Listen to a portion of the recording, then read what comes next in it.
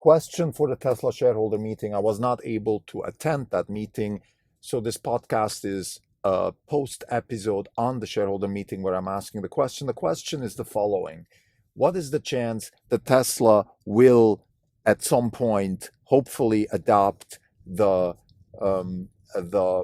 DeepMind approach to AI, which is self-supervised reinforcement learning?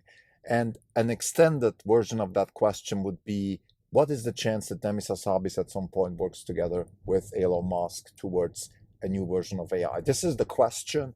I will elaborate what I mean with that, why I'm so adamant about it, and also why I hope that this question can be raised either by me or somebody else at the AI Day on September 30th this year. This is Nothing Wrong podcast. It's August 5th, 2022. This is Krim Delco. For the year, we are down 28.4%. The market's down 13%. We're underperforming by 15.4%. The Tesla shareholder meeting was on August 4th, and I'm not going to do a summary here. There's plenty of YouTube channels and all that that summarizes that. I just want to ask the question that I wasn't able to ask because I wasn't present at that shareholder meeting. And the question is, when will Tesla adopt self-supervised reinforcement learning for their AI, if at all? And what is the chance that Demis Hassabis works at some point with Elon Musk towards AI in one way, shape or form or another? Now, here's sort of the background of why I'm asking that question.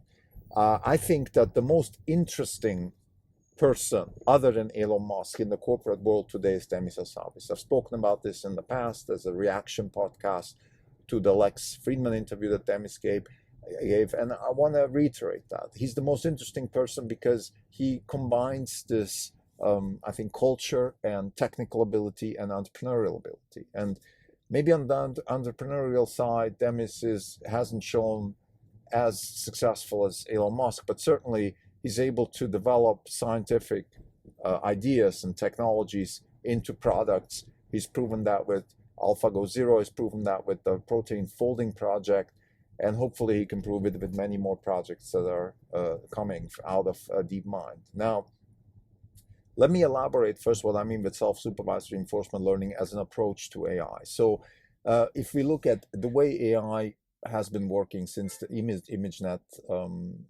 competition. So what is the imagenet competition? Basically, let's go back in history. Pre-2012, there is Stanford, Fei-Fei Li, and Andrej Karpathy and others work on defining imagenet as a standard database, as a database that is meant to put images out there so people can train videos and pictures and all that kind of stuff against that database. This is kind of what ImageNet is. So it's an idea where we say, look, we start a benchmark and then let's train against that benchmark. So what comes out of that is the ImageNet competition, which is basically, okay, who is better at creating AI that develops in a way or form where these pictures can be recognized and predicted.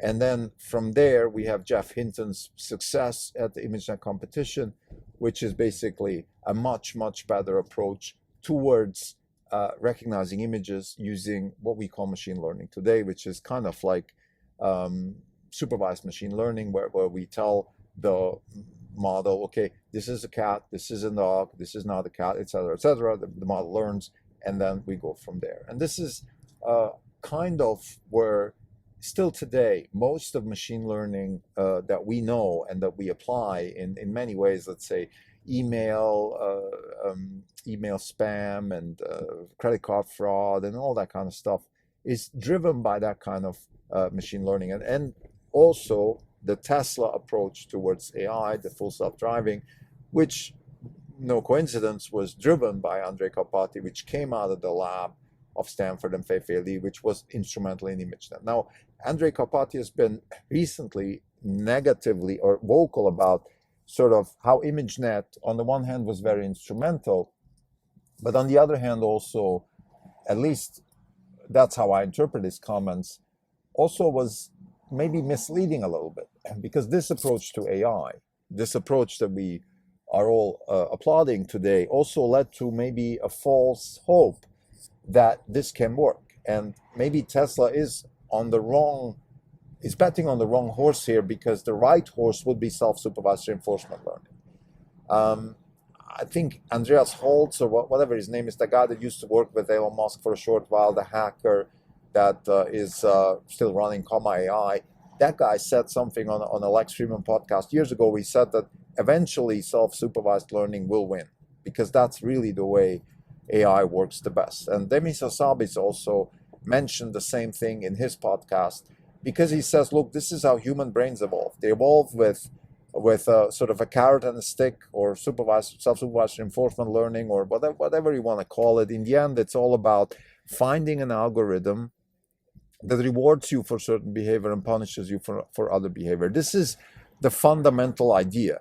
And the idea, of course, is how can we build an agent, let's say a digital agent, artificial agent, that responds to certain clues, certain rewards, and responds to other rewards where he gets punished, and therefore starts evolving into a behavior that we want. This is the fundamental idea. And this is really fundamentally how we think here at Orange Capital Partners, how many people think any kind of system that has a chance to evolve into a better system should be programmed, or should be designed. This is also the foundation of tokenomics, let's say. Tokenomics is a very similar idea, where you build an algorithm that creates incentives and evolves the system into something desirable. This is the idea. And now the big question, of course, is how can we do self-supervised reinforcement learning with a self-driving car? We can't have that car go drive itself and kill people and then learn in that process.